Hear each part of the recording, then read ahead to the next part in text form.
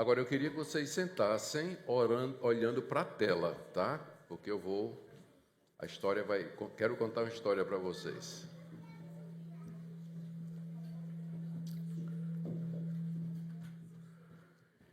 Eu estou continuando aquela pregação, né, no livro de Êxodo, falando sobre os 10 mandamentos. Eu tenho uma pergunta para vocês, eu quero ver quem sabe.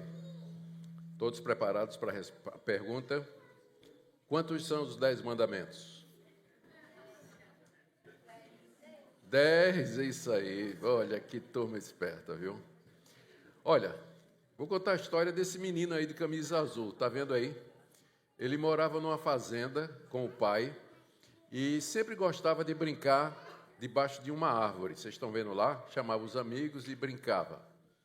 E pode passar o próximo. O pai dele, ele era um pouco teimoso. O pai dele tinha dificuldade para ensinar ele a obedecer, porque toda vez que o pai dizia, você tem que fazer isso, ele perguntava, por quê? Por que eu tenho que fazer isso?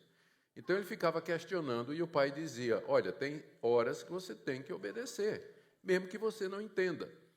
E aí um dia, pode passar, ele estava lá brincando debaixo da árvore, que ele gostava de brincar, quando de repente, pode passar, não, pulou um, o pai começou a gritar, rasteje, rasteje, sabe o que é rastejar? Crawl, rastejar, rasteje para longe da árvore.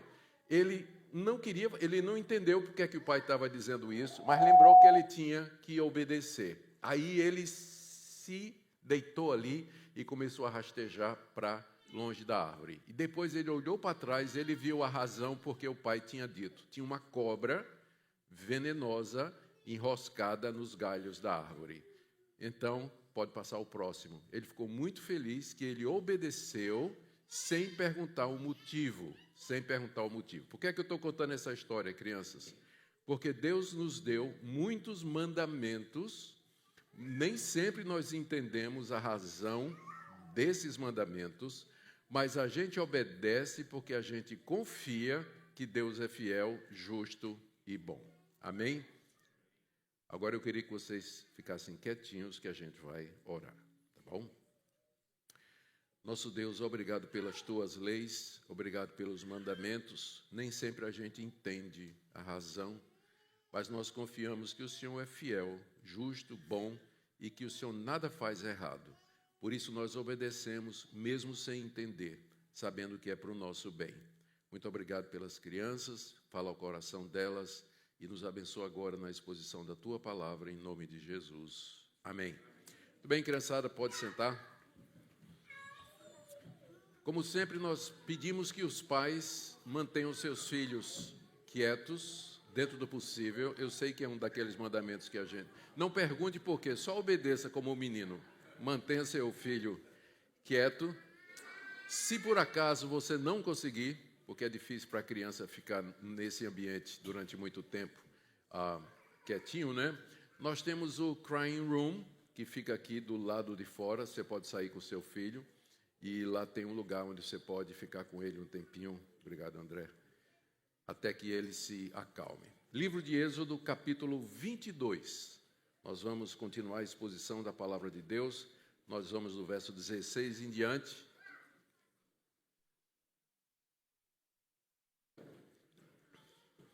Hoje nós veremos algumas leis que Deus entregou a Israel através de Moisés sobre responsabilidade social. Por que eu estou pregando no livro de Êxodo? Muitos cristãos consideram o Antigo Testamento como algo difícil de ler, algo difícil de entender, e mesmo há alguns que acham que o Antigo Testamento não tem mais nenhuma relevância para nós hoje, que era coisa para os judeus. Inclusive chegam a dizer que o Antigo Testamento é lei e o Novo Testamento é graça. A verdade é que lei e graça estão presentes no Antigo Testamento e no Novo Testamento. Você não pode fazer essa separação. A graça de Deus foi revelada também aos judeus através da lei que foi dada por Deus através de Moisés no Monte Sinai. E até agora, se você vem acompanhando, nós vimos algumas das leis que Deus passou. Você tem que lembrar do contexto. não é? O povo de Israel estava acampado na base do Monte Sinai. Deus havia descido sobre o monte, tinha chamado Moisés e estava passando para Moisés as leis que a nação de Israel deveria cumprir. Como é que eles deveriam viver? Eles tinham passado 430 anos como escravos no Egito. Deus os tirou de lá através de Moisés e agora eles estavam prestes a entrar na terra prometida.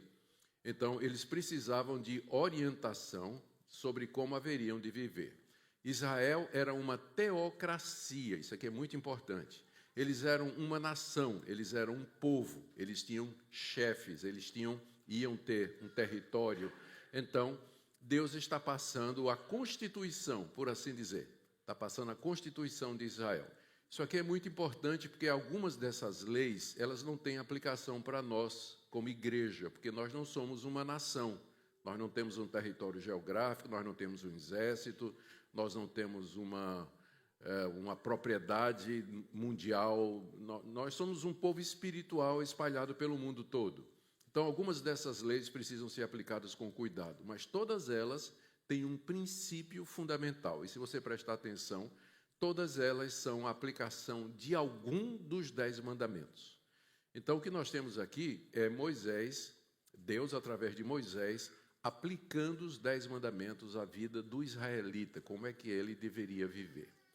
E então, hoje nós vamos ver vários mandamentos, não é, sobre responsabilidade social. Continuando, vamos lá para a primeira parte, onde nós temos que os israelitas deveriam zelar pela pureza sexual, versos 16 e 17. Olha só, se alguém seduzir uma virgem que ainda não foi prometida em casamento e tiver relações com ela, pagará seu dote e a tomará por mulher.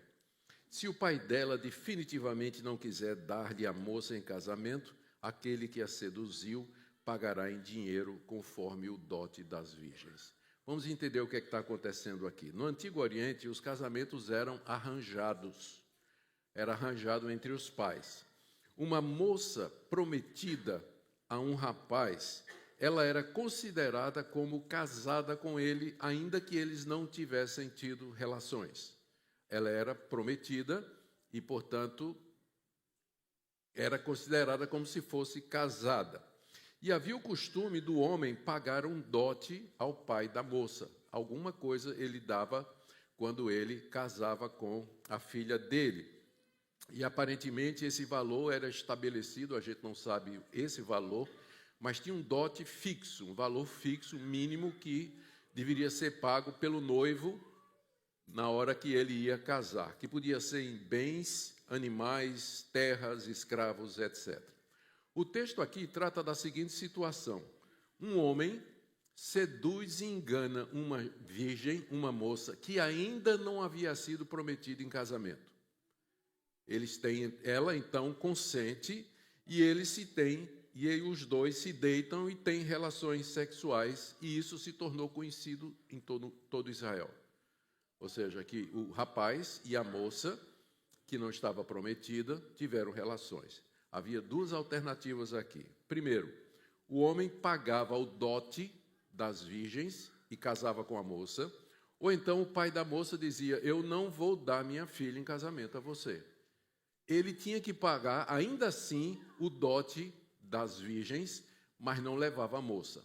Não levava, a moça ficava em casa, mas ele tinha que pagar pelo que tinha acontecido. Por que isso acontecia? Essa lei tem como objetivo desencorajar a fornicação. A fornicação é a relação sexual fora do casamento. Você tem um homem aqui, aparentemente não casado, seduz uma moça que não tinha sido prometida.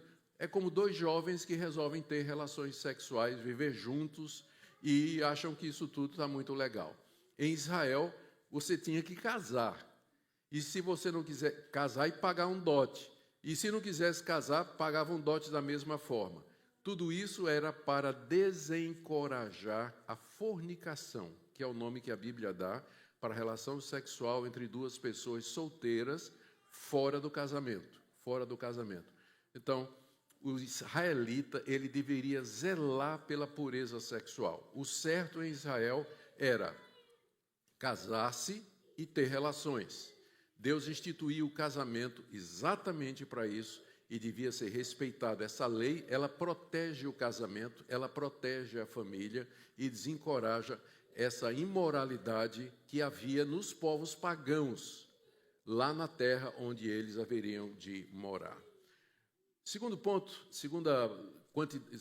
que eu quero ver com vocês aqui é que os israelitas deveriam ser fiéis à aliança. Eu vou ler do verso 18 até o verso 20. A feiticeira você não deixará viver. Quem tiver coito com animal será morto. Quem sacrificar aos deuses e não somente ao Senhor será destruído. Das leis que a gente vai ver, essas três, elas têm pena de morte. Quem quebrasse uma dessas leis teria pena de morte. Por quê? Porque esses pecados aqui que foram numerados, eles atingem o coração da aliança de Deus com o seu povo. Deus, quando tirou os israelitas da terra do Egito, fez uma aliança com eles, de que Deus seria o único Deus deles e eles seriam o povo de Deus.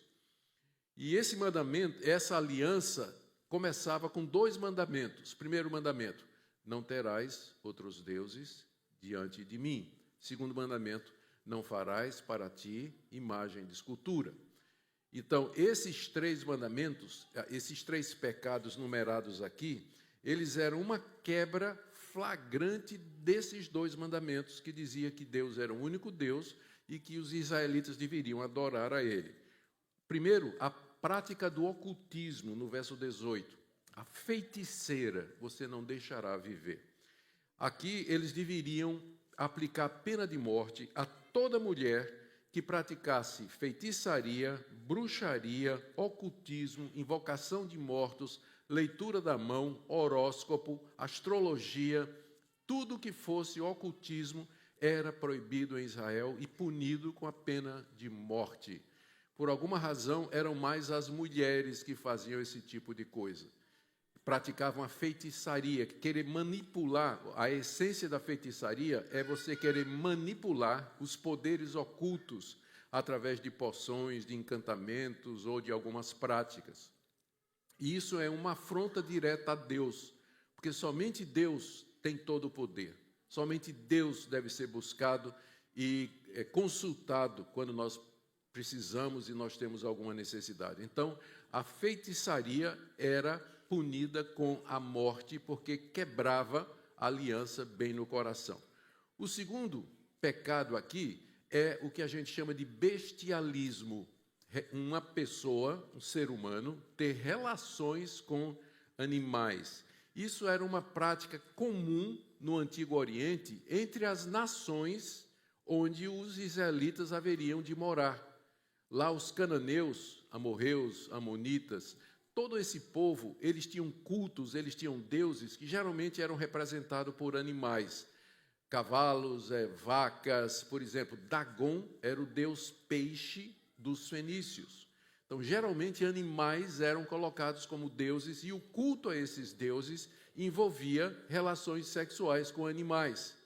Então, isso era uma desonra para o ser humano, especialmente ao fato de que o ser humano foi feito à imagem e semelhança de Deus. Era alguma coisa contra a ordem natural que Deus havia estabelecido. Então, era considerado um crime capital, ou seja, ele deveria ser punido com a morte também.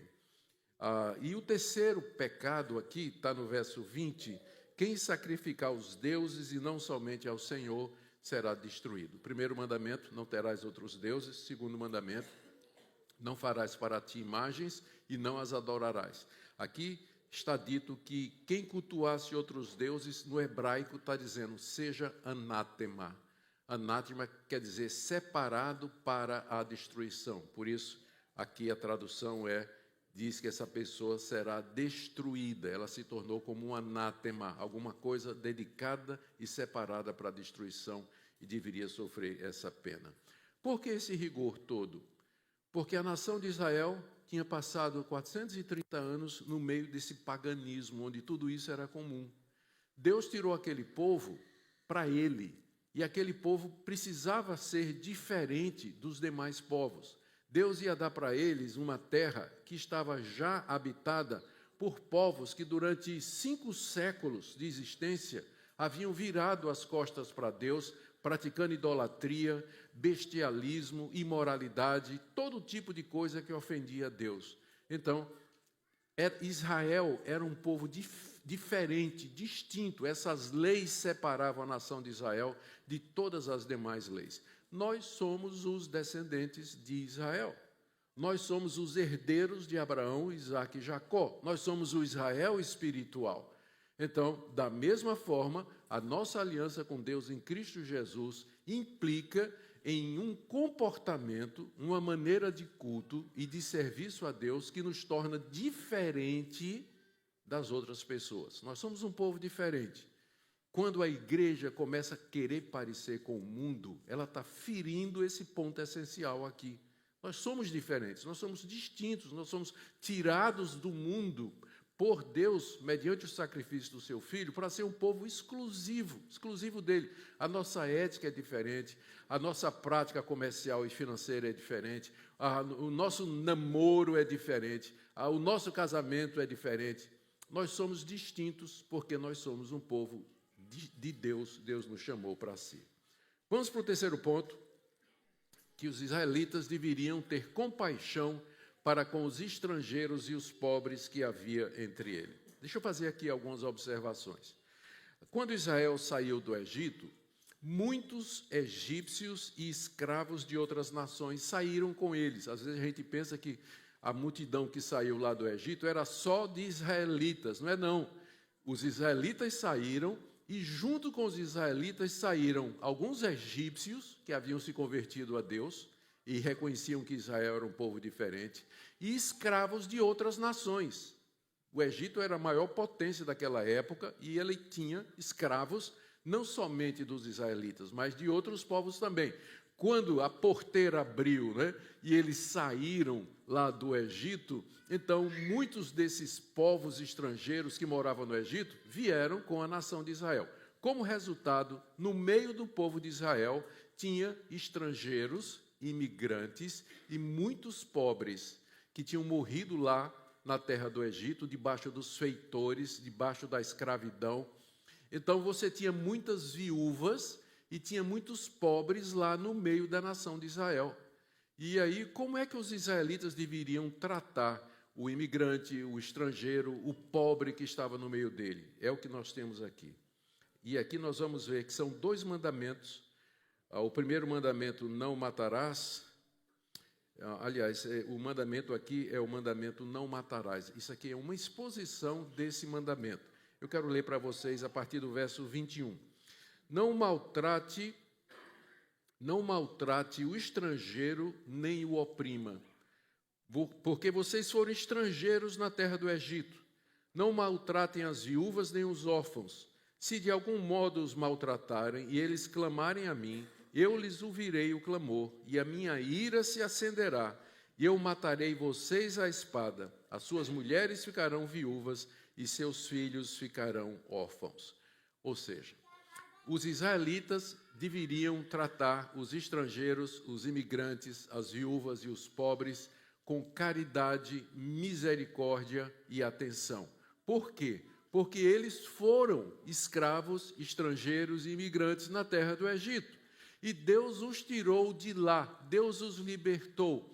Então, por isso que diz, a lei de Moisés dizia, ame seu próximo como você ama a si mesmo. Da mesma maneira que Deus tratou você, forasteiros, e que Deus os tirou de lá.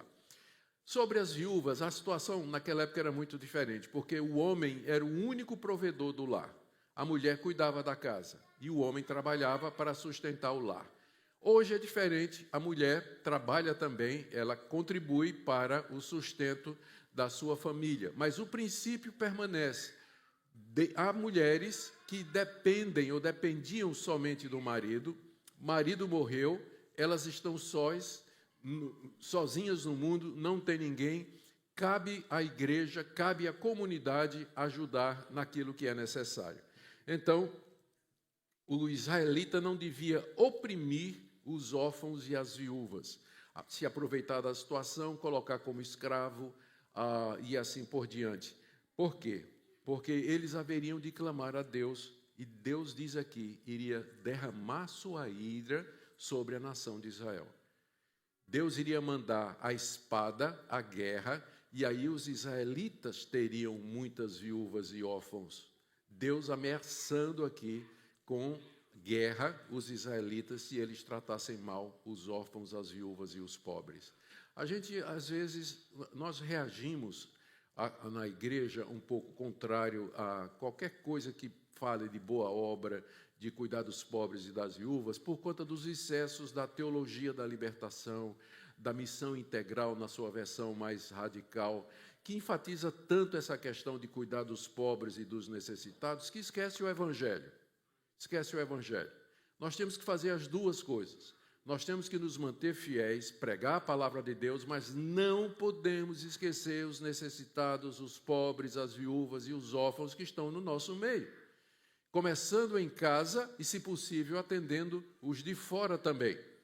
Porque isso faz... Por quê? Porque um dia Deus nos chamou, Deus nos perdoou, nós experimentamos o perdão e a misericórdia de Deus e agora nós queremos estender isso a outras pessoas também. E dentro desse mesmo ponto, veja aí no verso 25 em diante, se você emprestar dinheiro, atenção aqui quem faz isso, se você emprestar dinheiro a algum do meu povo, ao pobre que está com você, não trate com ele como um credor, como um agiota que impõe juros.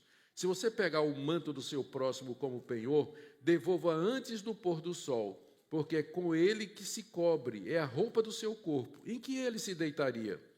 Quando ele clamar a mim, eu o ouvirei, porque sou misericordioso.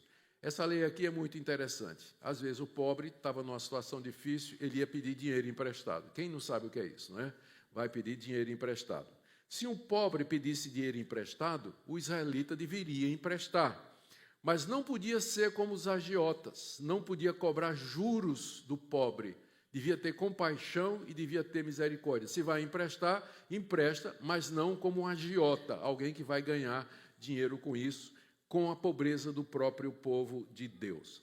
Aqui está o exemplo do verso 26 até o 27, que não podia tomar a capa como penhor. A capa ou manto daquela época servia de colchão, se você está achando o seu colchão muito duro, mas a capa servia de colchão e de cobertor nas noites frias. Era só o que o pobre tinha. Quando chegava a noite, ele se enrolava naquele manto e ficava lá, né, morrendo de frio, esperando a noite passar. Era só o que ele tinha, era a capa. Então, a capa era impenhorável, ou seja, você não podia tomar a capa dele como um penhor. O pobre chegava lá e dizia, eu estou precisando de 30 shekels, ou shekels. Aí você diz, tá bom, eu empresto, mas você me dá sua capa como garantia. Você podia fazer isso, mas quando fosse 5 horas da tarde, você tinha que devolver a capa dele, porque ele não tinha onde dormir, era o colchão e o cobertor dele. Veja a preocupação de Deus com os mínimos detalhes. E você aí angustiado, né? Preocupado como vai ser o meu futuro, como é que Deus vai suprir. E Deus preocupado para o pobre não passar frio de noite. E você pensa que Deus não vê sua necessidade, ou acha que Deus está ocupado demais cuidando de outras coisas e do destino do mundo, e por aí. O amor de Deus é tão grande que se estende aos mínimos detalhes da sua vida. Ele conhece você, ele sabe do que você precisa, ele sabe da sua necessidade.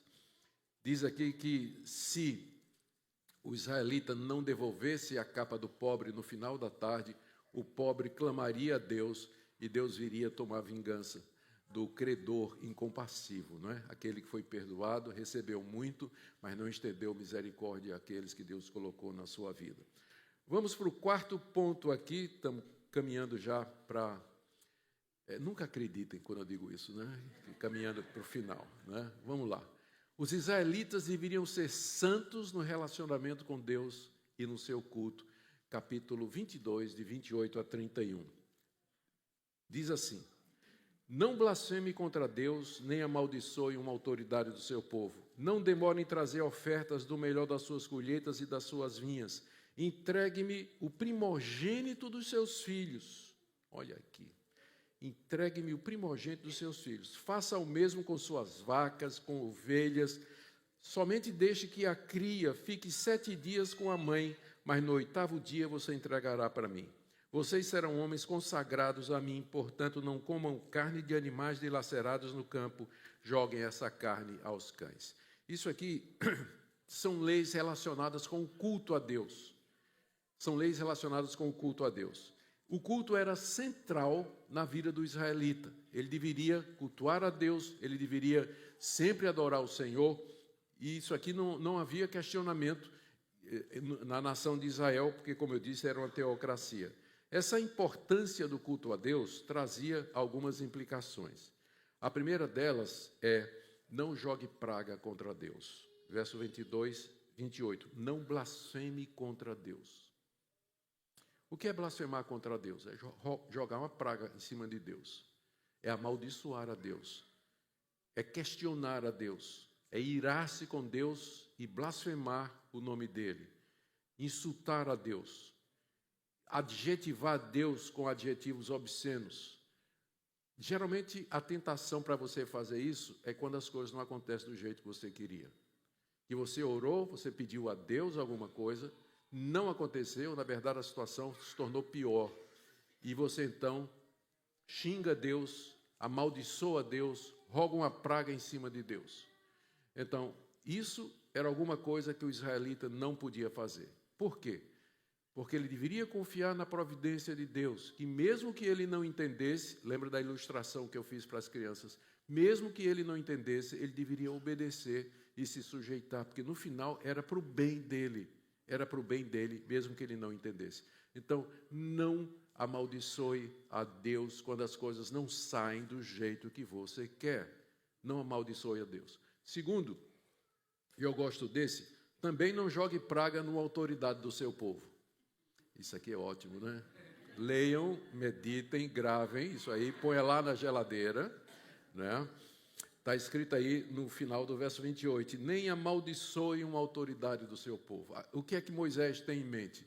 Provavelmente os juízes que eram estabelecidos em Israel para dirimir as questões e os líderes das tribos, os anciãos. Lembra que desde o tempo de Jetro havia um sinédrio composto dos anciões que vinham das diversas tribos e que funcionava como uma espécie de governo da nação de Israel. Eles haviam sido colocados ali por Deus e não deveriam ser... Você podia discordar dele, naturalmente, levar suas causas, mas nunca amaldiçoar. Paulo, uma vez, só para vocês terem uma ideia desse mandamento, o apóstolo Paulo estava sendo julgado pelos líderes dos fariseus e dos judeus com relação à sua pregação entre os gentios. Quando Paulo começou a se defender no tribunal, o sumo sacerdote virou para o seu ajudante e disse: bate na boca dele. E o cara chegou e deu um murro na cara de Paulo. E Paulo disse: parede branqueada, para o sumo sacerdote, parede branqueada, você está me julgando aqui de acordo com a lei e você quebra a lei, Deus vai castigar você. Aí o cara disse: é o sumo sacerdote. Você não sabe o que é o sumo sacerdote?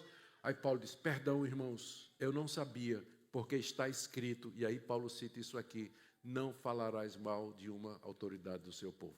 Ele podia ter discordado do sumo sacerdote, mas não devia ter chamado ele de hipócrita, parede branqueada. Ele fez isso porque não sabia que era o sumo sacerdote, para ver como Paulo interpretou essa passagem. Eu estou dizendo, pode discordar das autoridades, mas se dirija da maneira correta, faça da maneira certa, em oração, em humildade, traga a sua dúvida, seu questionamento, por parte do filho. O filho era resgatado e ele podia voltar para casa com aquela criança. Por que isso? Por quê? Porque para que os israelitas saíssem da terra do Egito, foi necessário que um cordeiro fosse morto no lugar do primogênito. Lembra que o anjo da morte passou e matou todos os que tinham nascido primeiro? Mas não na casa do israelita. Por quê? Porque uma ovelha já tinha sido sacrificada no lugar do filho mais velho e o sangue estava colocado na porta. Então, isso ficou como um estatuto em Israel. Todo primogênito pertence a Deus, mas ele era resgatado com um determinado valor. E, em vez de ser sacrificado, ele era resgatado com determinado valor. Já os animais, não.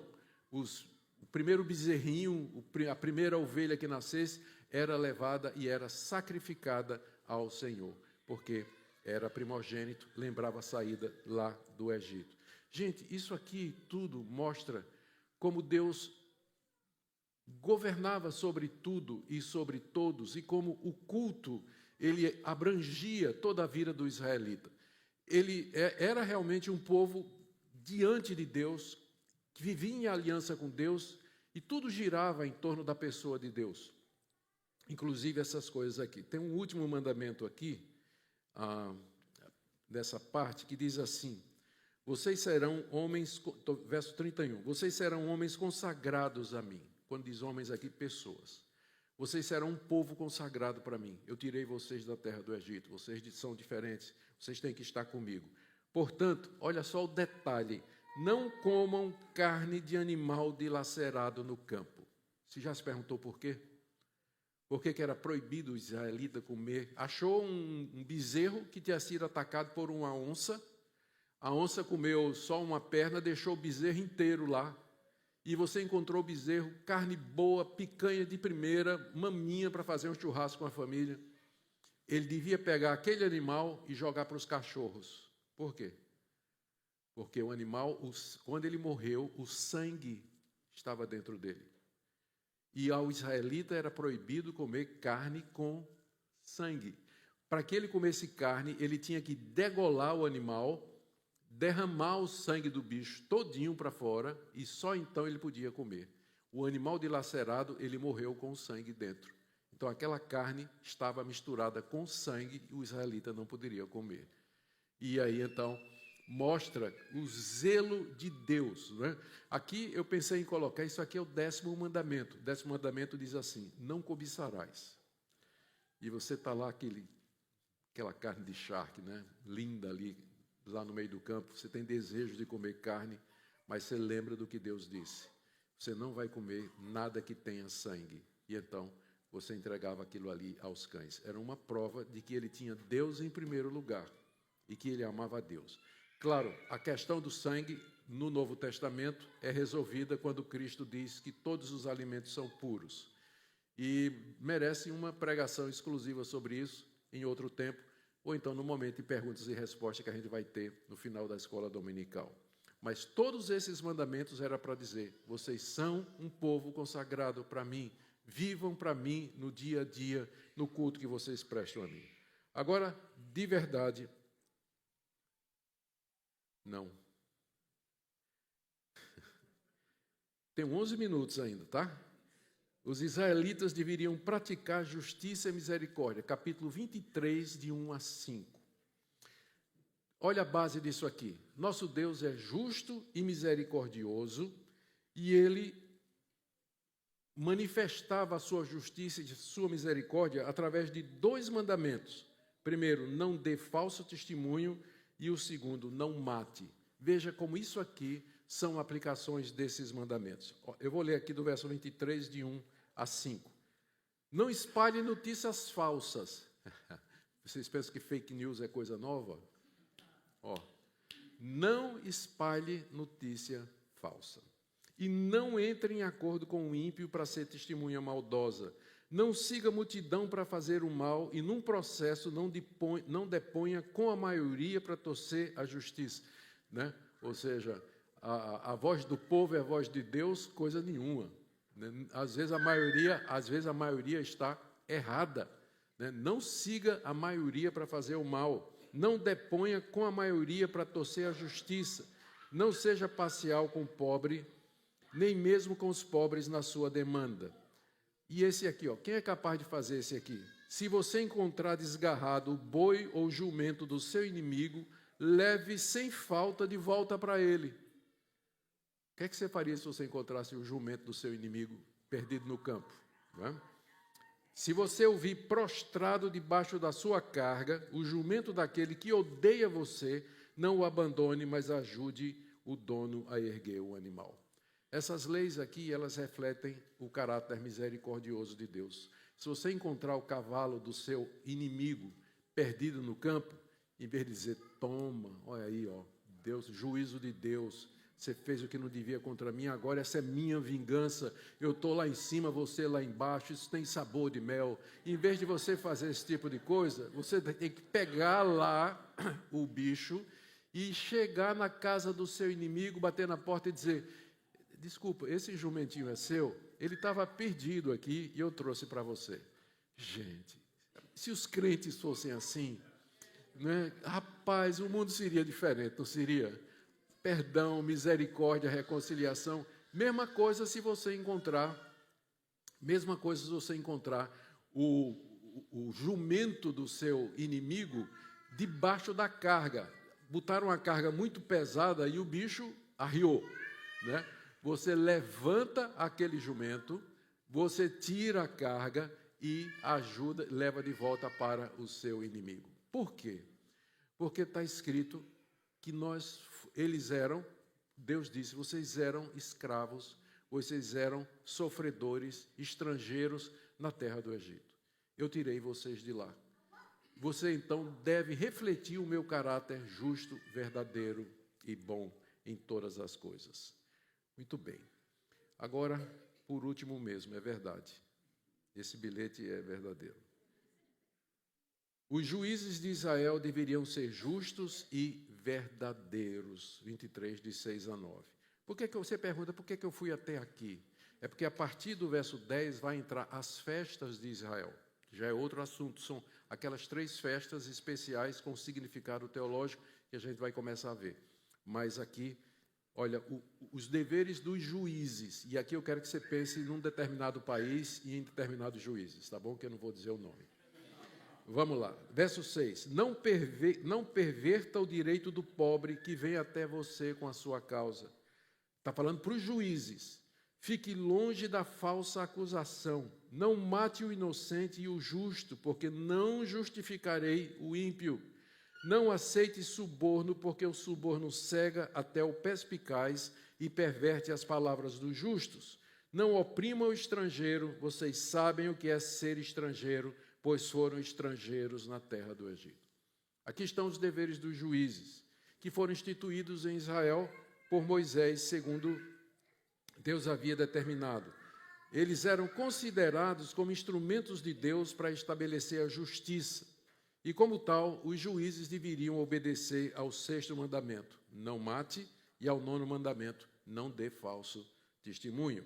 Ou seja, não deveriam cometer injustiça para com um pobre, quando ele chegasse no tribunal, não deveria fazer falsas acusações, nem vereditos acusatórios para condenar à morte uma pessoa inocente, não deveria aceitar suborno dos ricos para poder dar sentenças que favorecessem, e não podia usar sua posição para oprimir o pobre e o estrangeiro e o imigrante que havia lá no meio. Esse era o dever dos juízes.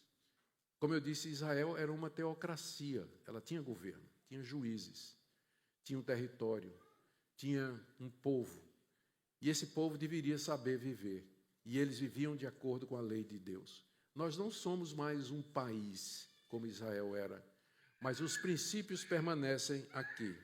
O que é que Deus queria ensinar aos israelitas? E eu estou caminhando aqui para a aplicação. Tudo isso aqui tinha um objetivo. O que é que Deus queria ensinar àquele povo que ele tirou da terra do Egito? Primeiro, que ele era o único Deus e que os povos pagãos adoravam deuses falsos, que praticavam idolatria e bruxaria, necromancia e ocultismo, mas que somente a Israel Deus havia revelado a verdade. Portanto, Israel deveria dar o melhor do que tinha para Deus, deveria obedecer às leis do Senhor e deveria respeitar as autoridades que falavam da parte do Senhor. Segunda coisa que Deus queria ensinar para eles, que Deus era bondoso e compassivo e misericordioso. Deus os tinha tirado da terra do Egito. Portanto, eles deveriam abençoar os seus inimigos, ajudar os seus inimigos, pagar o mal com o bem, ser compassivo com os pobres e imigrantes entre eles, e ser misericordiosos uns para com os outros, como Deus havia sido com eles. Terceiro ponto, Deus queria ensinar para os israelitas que o ser humano foi criado à imagem e semelhança de Deus, e que, portanto, bestialismo, se misturar com animais, era uma afronta a Deus. Oprimir o estrangeiro e o pobre era desprezar a imagem de Deus neles. Deus os criou homem e mulher, e eles não deveriam perverter a ordem natural. E agora, o que é que isso tem a ver com você, nessa manhã? Isso aqui não é um texto antigo, longe, distante, mas ele tem a ver com você, tem a ver com sua vida. Se não, veja. Primeiro, uma palavra para você que banaliza a pureza sexual e está praticando fornicação. Deus não aprova o que você está fazendo. Se você está vivendo em fornicação, vivendo com alguém, tendo relações com uma pessoa que não é o seu legítimo cônjuge, isso se enquadra em fornicação. Isso era proibido na nação de Israel, e isso continua sendo a vontade de Deus para nós hoje. Então, cuidado com o namoro, tá? Cuidado com o namoro que você tem. Às vezes, a gente fica com vergonha do nível de intimidade que os namorados pensam que podem ter, mesmo que sejam membros de uma igreja. Isso aí chama-se fornicação. A palavra de Deus nos chama ao arrependimento, à mudança de vida, porque há consequências para esse tipo de coisa. Uma palavra para você que tolera o ocultismo, a astrologia, o misticismo, tudo isso disfarçado de espiritualidade ou de outras coisas. Deus não aceita a prática de ocultismo, feitiçaria, bruxaria, prática que envolve dominar o destino.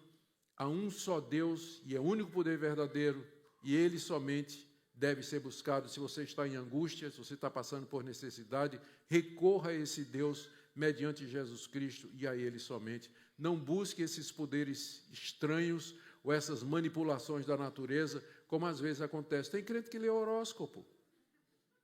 Tem crente que lê horóscopo e acredita nesse tipo de coisa, não é? Por último, eu queria dizer que todas essas leis que foram dadas, elas foram dadas por algumas razões. Primeiro, para mostrar que você não cumpre nenhuma delas. Para mostrar que você é um pecador.